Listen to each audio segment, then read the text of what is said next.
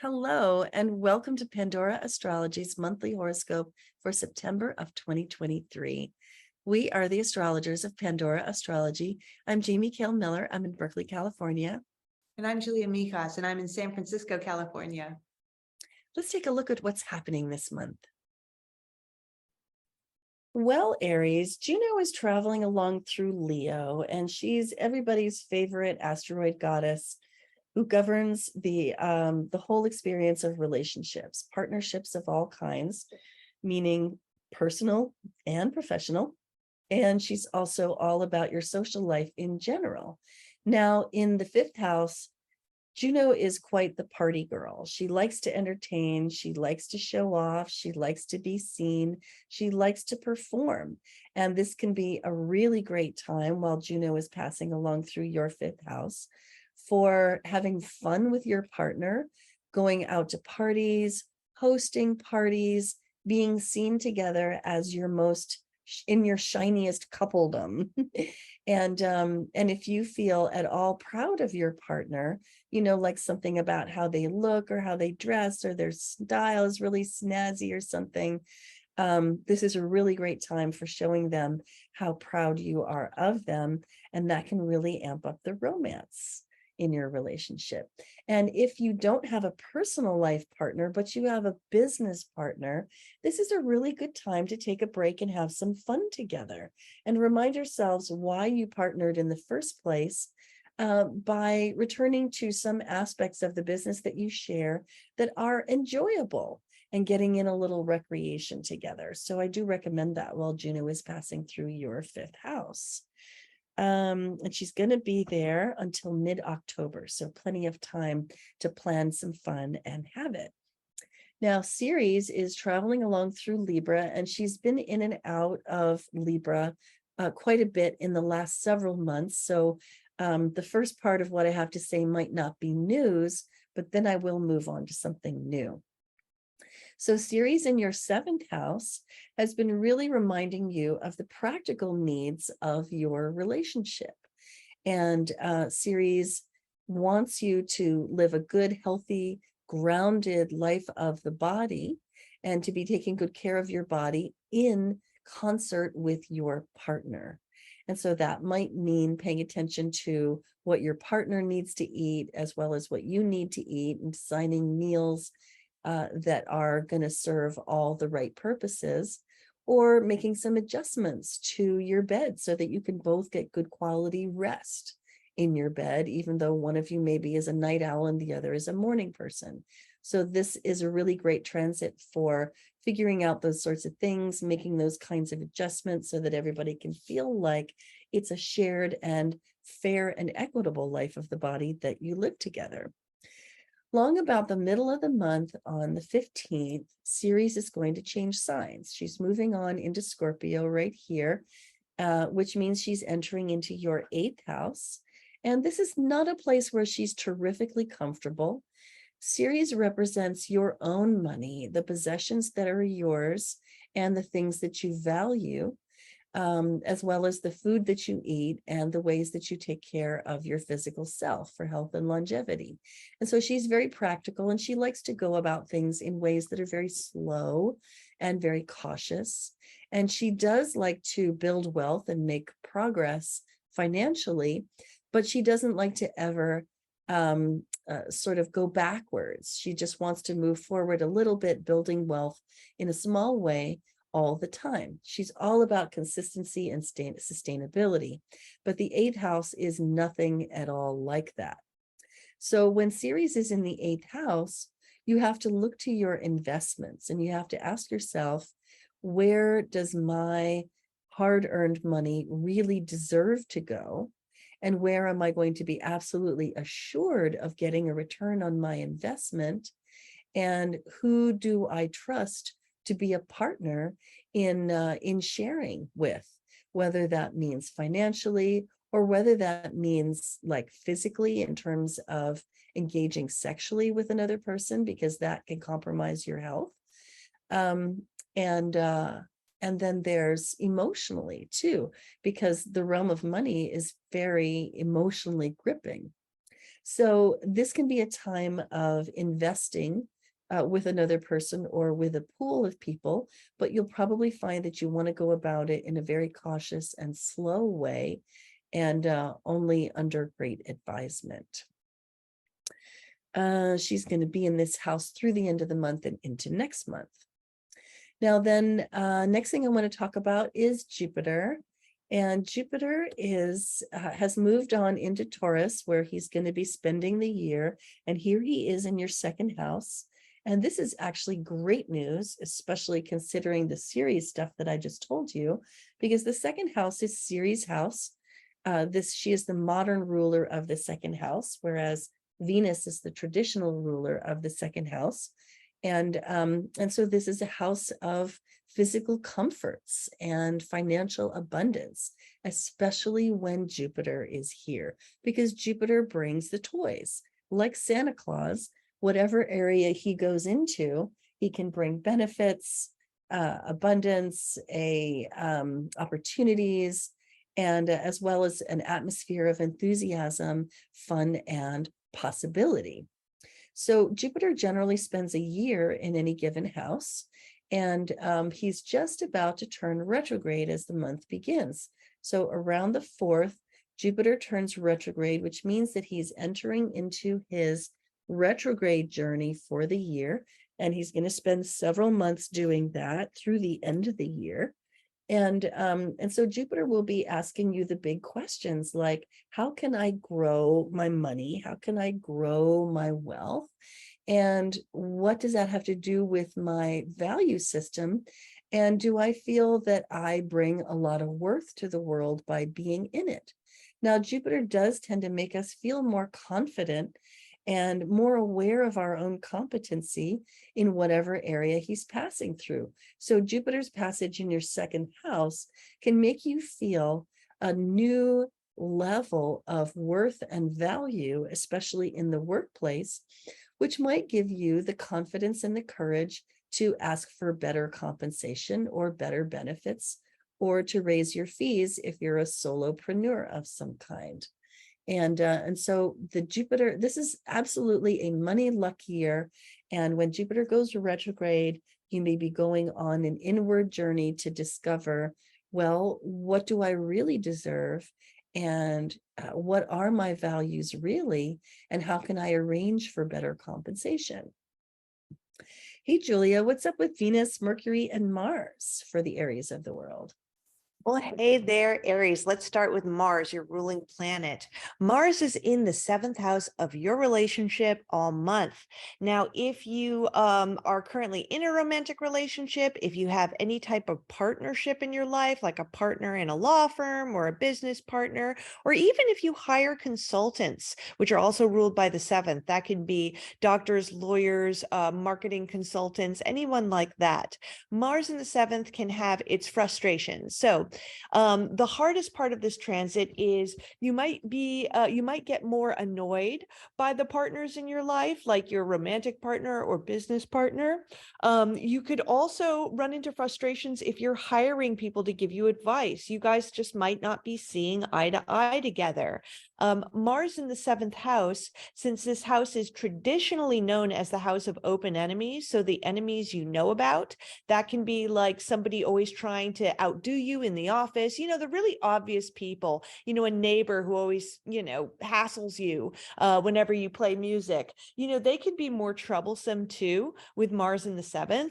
Now, there's also a higher side to this transit. Mars in the 7th is awesome for getting lots of work done with your partner. Any type of partnership in your life, you guys can just feel really driven together. And this would be fabulous in your romantic relationship to do something active with your partner. Go hiking, go jogging, go bike riding, get that Mars energy out in a higher form. And you can definitely sail past the challenges of this transit and enjoy the benefits. Now, Venus, who's been retrograde for weeks now, starts the month retrograde and she turns direct early on the 3rd. Now, Venus retrogrades are a time of relationship review for us all because that's what Venus represents. And this all happened in your 5th house. So, Venus retrograde in the 5th, I mean, Venus retrogrades are notorious for bringing out exes in our life. So if there was somebody you've dated a while ago, you might be running back into them. So be prepared for that. And Venus retrograde in the 5th can be a time of review with your current relationship through some sort of 5th house stuff. Now, this is the house of children. It's the house of fun and games and hobbies. So you could be reviewing whether you and your partner have enough fun together, whether you guys share the same hobbies, whether that's really important to you that you do share the same hobbies. Maybe you're reviewing whether you want kids with your partner or not, or maybe you already have kids and you're thinking, do I want another one? Is this the right person for that right now? Now, when Venus goes direct on the 3rd, you're going to enjoy the rest of the month having Venus in the 5th. Really great time for the single Aries to get out there and date someone new, especially after the 3rd when Venus finally goes direct. It's also a great time to just let the good times roll. This is a fun house and Venus is an awesome planet. So go out and, if you like bars, if you like theaters, if you like clubs and festivals, this would be a great time to get out there and have a really just let your hair down. Finally, Mercury, the planet that represents your mind, starts the month retrograde. He's going to go direct mid-month on the 15th. But while Mercury is retrograde, this is all happening in your 6th house. This is a work house. This is a health house. And Mercury retrograde is also a time of review. That's what retrogrades do to us. And when Mercury is retrograde in your 6th, first of all, you could be reviewing some of your health strategies. Maybe you're trying a new workout and it's not getting you the goals that you want to achieve. And maybe you're like, I got to switch it up and try something new. Maybe you're working with a doctor on your health and now you're thinking, maybe I need a different health strategy.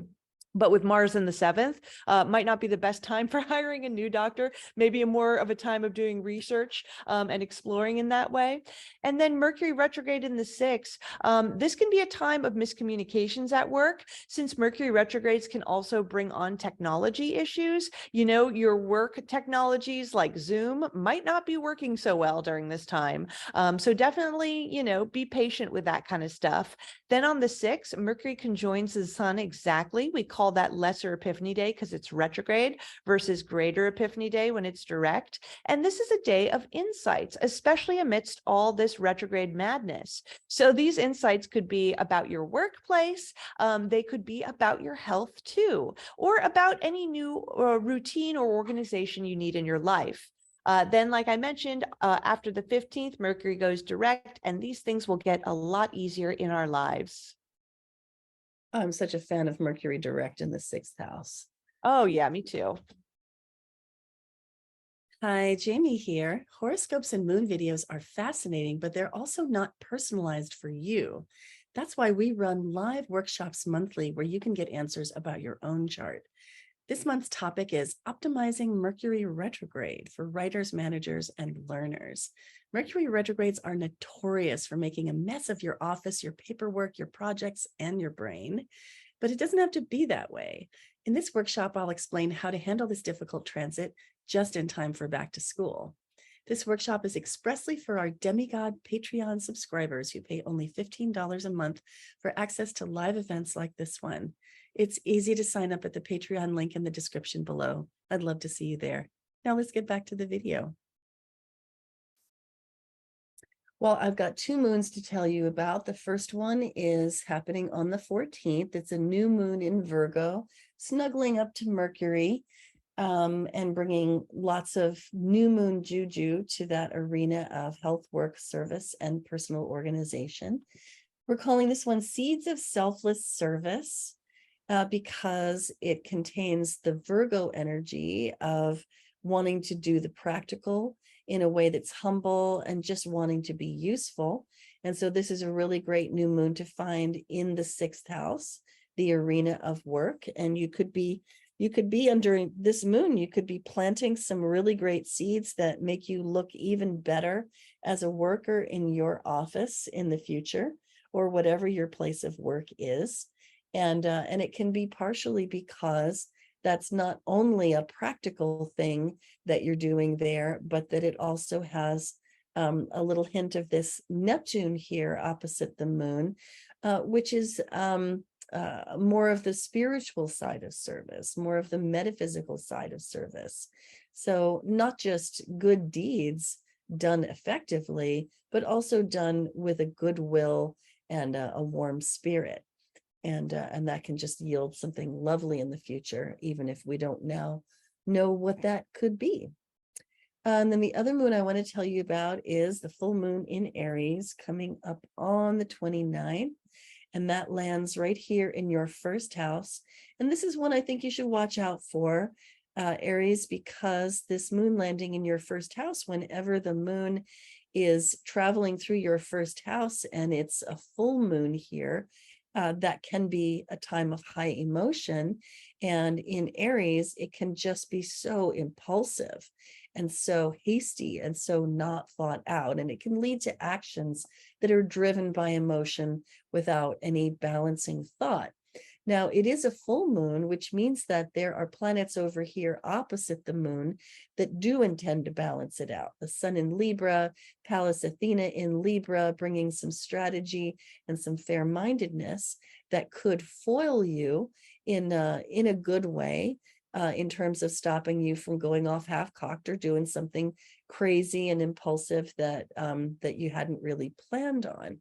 On the other hand, such a person, maybe your partner acting the role of this level-headed sun and Pallas Athena might just seem to you like they're just trying to like squash you or get you down, and it could make you mad.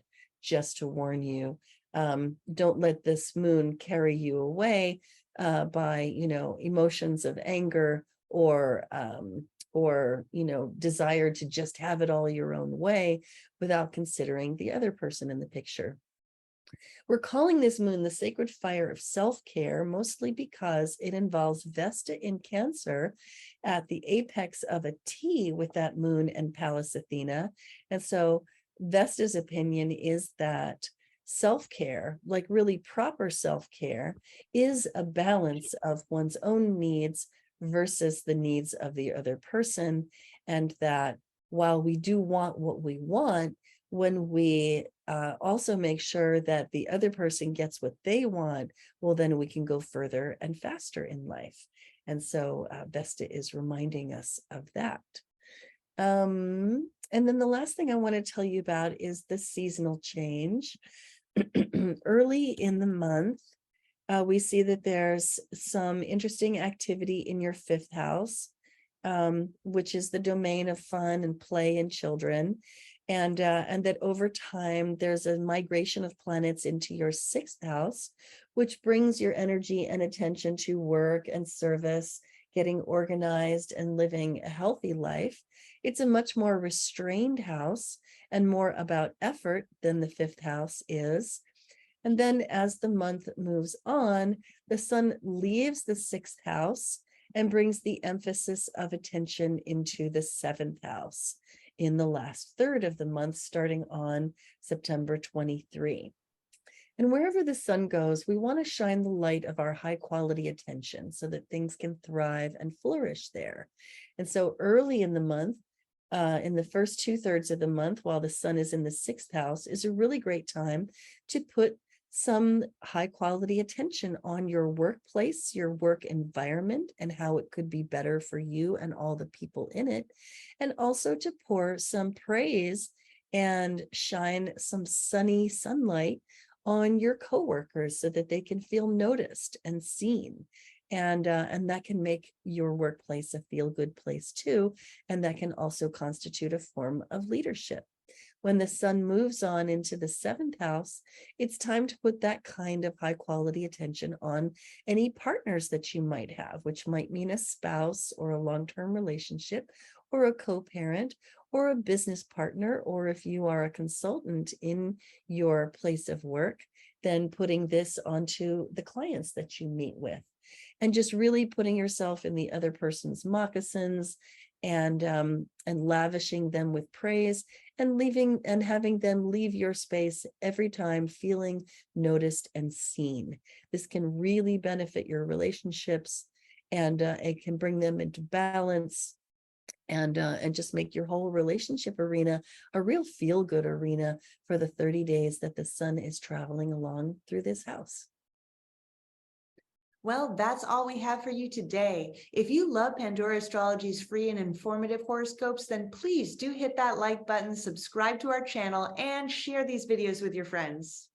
You can find out so much more about how this month's transits affect you in very personal timing in our monthly Patreon workshops. Find the link in the description below to get started. Enjoy the equinox, and until next time, we'll see you around the cosmos. Bye-bye.